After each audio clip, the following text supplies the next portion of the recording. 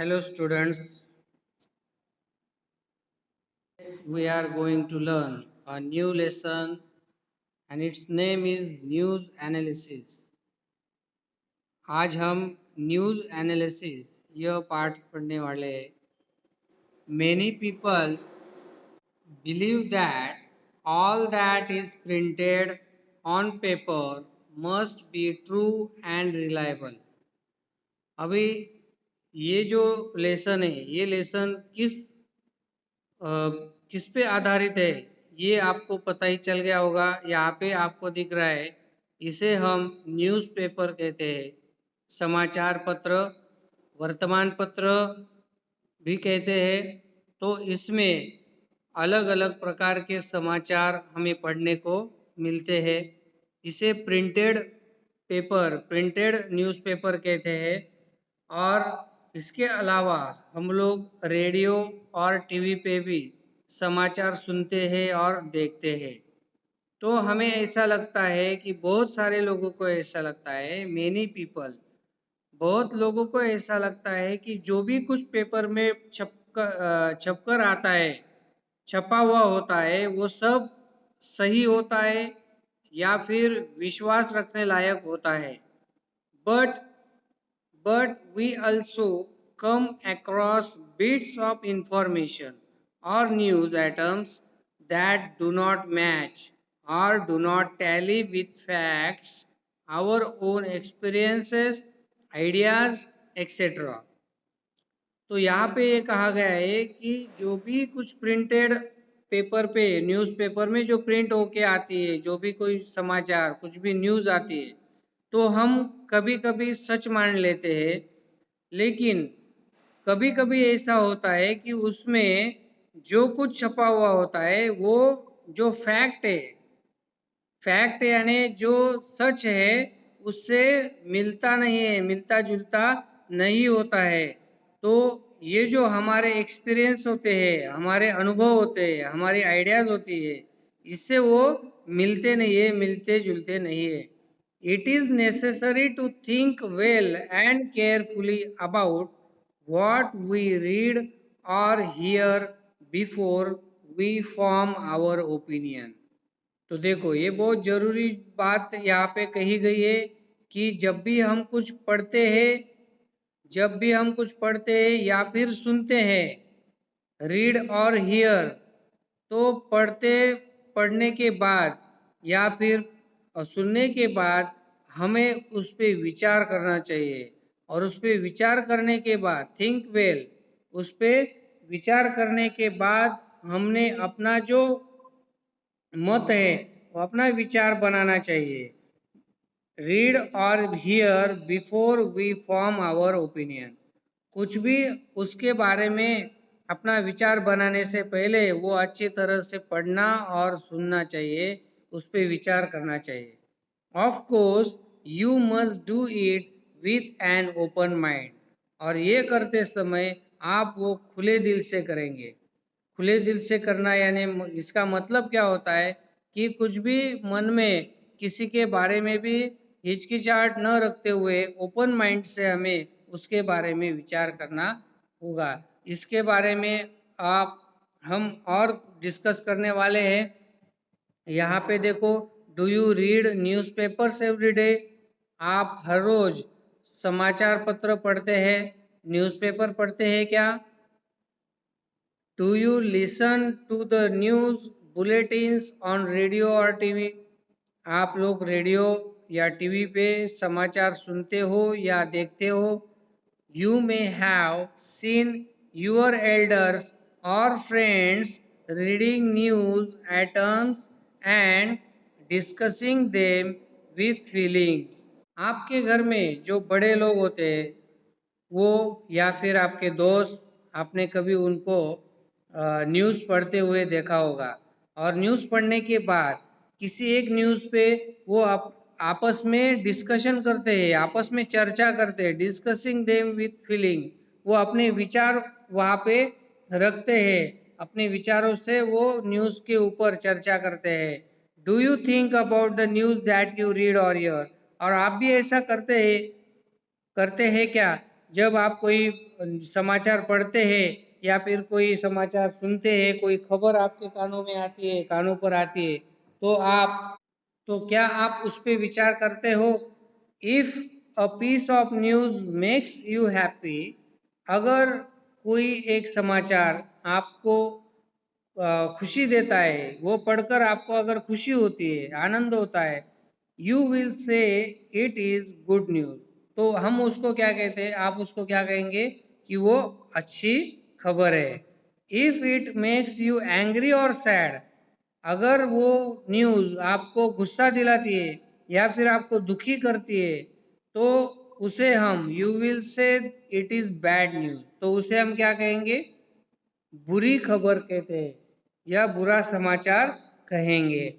You may find some news item interesting, कुछ समाचार ऐसे होते हैं कि वो बहुत अच्छे लगते हैं हमें पढ़ने के लिए, और एंड सम अदर्स अनइंटरेस्टिंग, और कुछ जो होती है वो अनइंटरेस्टिंग होते हैं, उसमें हम रुचि नहीं रखते पढ़ने में, हमें अच्छा नहीं लगता पढ़ने में। और इवन बोरिंग, बोरिंग यानी हमें वो न्यूज़ पढ़ते समय बोर होता है। तो ये जो न्यूज़ के अलग अलग न्यूज़ होती है, अच्छी न्यूज़, बुरी न्यूज़, रुचि हंसने वाली न्यूज़, रुचि न होने वाली न्यूज़, तो ये अलग अलग तरह की न्यूज़ होती है। You also have to consider whether a piece of news is reliable और अनरिलायबल। रिलायबल का मतलब होता है विश्वासार्ह, यानी उस पर हम विश्वास रख सकते हैं, उसे कहते हैं रिलायबल। अनरिलायबल यानी कि उस पर हम विश्वास नहीं रख सकते, ऐसा जो रहते उसे अनरिलायबल कहते हैं। Many news items have phrases like according to our sources, according to our sources, authorities say that, an eyewitness account, etc., to convince the readers or viewers that the news is reliable। यानी वो जो news बताने वाले होते हैं या print करने वाले होते हैं, उनको वो जो खबर है, वो सामने वाले जो पढ़ने वाला है या सुनने वाला है या फिर देखने वाला है, उसको उस खबर पे अगर विश्वास होना चाहिए ऐसा लगता है, तो उसके लिए वो कुछ फ्रेजेस का यूज करते, अकॉर्डिंग टू आवर सोर्स, यानी हमारे प्रतिनिधि से मिली हुई जानकारी के अनुसार। Authorities says that, an eyewitness यानी जिसने आंखों देखा देखा हाल सुनाया होता है, उसे आई विटनेस कहते हैं। तो आंखों आंखों देखा हाल, ऐसे कुछ फ्रेजेस यूज करते हैं जिससे हमें पता चलता है कि ये सही में ऐसा हुआ होगा। और द रिपोर्टर में सिंपली से it is learn that, come to light that, ऐसे जो फ्रेजेस है वो यूज करते हैं। Read the news items given in A B C D, यहाँ पे ए बी सी डी चार न्यूज दिए गए हैं, देखो यहाँ पे है ए, इसे कहते हैं पीस ऑफ न्यूज। ये पीस ऑफ न्यूज यानी एक न्यूज दी हुई है, इसे कहते हैं पीस ऑफ न्यूज। ये बी, ये सी, और यहाँ पे ये डी, ऐसे चार न्यूज के पीस ऑफ न्यूज हमें दिए गए हैं। तो हमें क्या करना है, you may have heard phrases like breaking news, shocking news, ऐसे हमने सुना रहता है टीवी पे, तो हमेशा दिन भर चलता रहता है ब्रेकिंग न्यूज, आज का breaking news. In what other ways can we describe a piece of news, आप अपने शब्दों में उसे क्या कह सकते हैं। Suggest suitable adjective, then form group of 4 or 5 and discuss the questions given with each piece of news। आपको यहाँ पे क्या करना है, ये जो न्यूज़ आपको दिए गए हैं पीस ऑफ न्यूज़, इनको आपको सुटेबल ऐसा हेडिंग देना है, यहाँ पे एडजेक्टिव देना है कि इस कहानी के, इस खबर के बारे में आप क्या कह सकते हो, कि ये ब्रेकिंग न्यूज़ है कि शॉकिंग न्यूज़ है, इस ऐसे एडजेक्टिव आपको देने हैं। तो पहली जो न्यूज़ है यह हम पढ़ेंगे, closed shoes not allowed in examination hall. देखो ये जो हेडिंग है, हेडिंग पढ़ने के बाद हमें थोड़ा थोड़ा सा आइडिया आ जाता है कि यहाँ पे इस न्यूज़ में किस बारे में कहा गया होगा। तो close shoes not allowed in examination hall. Examination या हॉल यानी क्या, परीक्षा का जो हॉल होता है उसे एग्जामिनेशन हॉल कहते हैं। उस एग्जामिनेशन हॉल में क्या अलाउड नहीं किया है, तो शूज अलाउड नहीं किया है। तो ये अभी इसके बारे में हम डिटेल में पढ़ेंगे तो हमें ज़्यादा मालूम पड़ेगा। तो बेंगलुरु, ये कहाँ, ये जो न्यूज़ है, खबर है, यह कहाँ से है, बेंगलुरु से है। Shivam institute of innovative technology Bengaluru has recently issued a list of do's and don'ts for candidates taking the entrance test to the prestigious institute this year। तो इस जो पहले स्टैंजा है, ये जो पैराग्राफ है, इस पे हमें समझ में आता है कि शिवम इंस्टीट्यूट नाम का जो टेक्नोलॉजी, शिवम इंस्टीट्यूट जो है, उसने डूज और डोंट्स यानी क्या करना है क्या नहीं करना है, इसकी एक लिस्ट दी गई है, इशू की है। तो उसमें जो कैंडिडेट्स है, उम्मीदवार जो है, जो परीक्षा देने वाले हैं बच्चे, तो उनके लिए क्या करना है क्या नहीं करना है, इसकी एक लिस्ट उन्होंने दी है। और वो लिस्ट जो है उनको उसकी उसे फॉलो करना है। The candidates will not be allowed to enter the examination hall wearing closed shoes, boots, even socks। देखो, तो यहाँ पे इस न्यूज़ में क्या कहा गया है कि जो भी उम्मीदवार परीक्षा देने के लिए आएंगे, उन्हें किसी भी प्रकार से शूज, बूट्स या सॉक्स पहन के एंट्री मिलेगी नहीं। उन्हें वहाँ पे प्रवेश दिया जाएगा नहीं दिया जाएगा।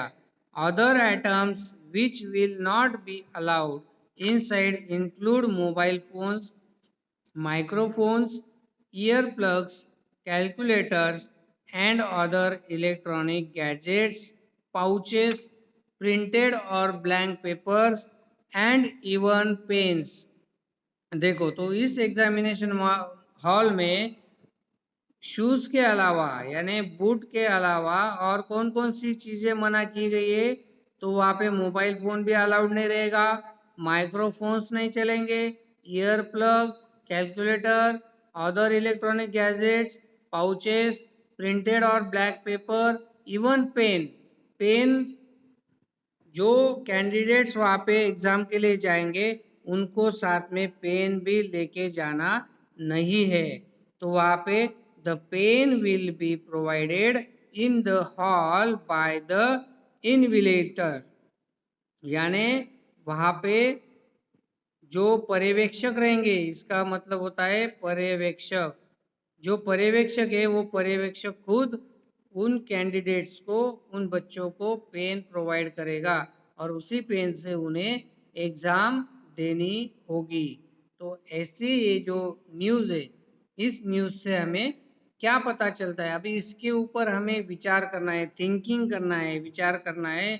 और विचार करने के बाद हमें ये सोचना है कि ये न्यूज़ किसके बारे में है, ये न्यूज़पेपर में क्यों दी गई होगी। तो ये सब बातें हमें न्यूज़ पढ़ने के बाद करनी है। तो यहाँ पे कुछ सवाल दिए गए, 4 सवाल है।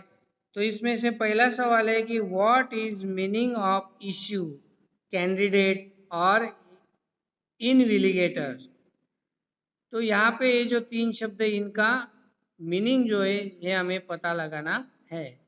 Who is conducting the test, ये जो टेस्ट होने वाली है, एग्जाम होने वाली है, ये एग्जाम किसने कंडक्ट किए यानी किसने रखी है, इसका जवाब आपको इस न्यूज़ में से ढूंढना है।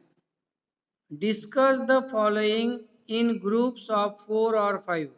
अभी 4-4, 5-5 बच्चों का ग्रुप बना के, 4-4, 5-5 बच्चों का ग्रुप बना के आपको इन 3 चीज़ों पे, ये 3 जो मुद्दे यहाँ पे दिए उन पे डिस्कस करना है। अभी तो स्कूल बंद है, इसकी वजह से हम ग्रुप डिस्कशन नहीं कर सकते, लेकिन हम ये पढ़ेंगे कि क्या क्या मुद्दे यहाँ पे दिए गए हैं। पहला है व्हाई इज क्लोज फुटवियर यानी शूज और socks not allowed in the examination hall. ये जो प्रवेश एग्जामिनेशन हॉल है, उस एग्जामिनेशन हॉल में शूज और सॉक्स पहनकर आने के लिए क्यों मना किया गया है? Why has the institute not allowed electronic gadgets in the hall? Hall में इलेक्ट्रॉनिक गैजेट्स लेके आने के लिए इंस्टीट्यूट ने क्यों मना किया है? What other measures can be taken to prevent copy? अभी आपको ये तो पता चल ही गया होगा कि ये जो सारी बातें उन्होंने जो मना किया है इन सारी चीज़ों को, इसका कारण क्या होगा? तो कॉपी ना हो। बहुत सारे बच्चे क्या करते हैं, कॉपी करते हैं, कॉपी करके लिखते हैं। तो कॉपी ना हो इसलिए और कौन कौन सी चीज़ें की जा सकती है, ये यहाँ पे आपको पूछा गया है, उस पर आपको डिस्कशन करना है। और चौथा जो है, why is this news published in newspaper? अभी ये जो न्यूज़ है ये न्यूज़पेपर में क्यों पब्लिश की गई होगी, क्यों दी गई होगी, ऐसा सवाल पूछा गया है। इससे क्या होगा? तो इससे सबको पता चल जाएगा, जो भी कैंडिडेट्स है उन कैंडिडेट्स को भी पता चल जाएगा कि हमें जिस एग्जामिनेशन के लिए जाना है वहाँ पे क्या क्या लेके जाना है, क्या नहीं लेके जाना है, ये सब इस न्यूज़ से उन्हें पता चल जाएगा। तो इस तरह हमने आज यहाँ तक देखा है। जो हम देख रहे थे न्यूज़ एनालिसिस, उसमें हमने जो है पहला न्यूज़ पढ़ा है और उस पे जो क्वेश्चन थे उस पे डिस्कशन किया है। उसके बाद हम बी, सी और डी, ये तीन जो न्यूज़ पीस ऑफ न्यूज़ है उनके बारे में अगले वीडियो में चर्चा करेंगे। धन्यवाद।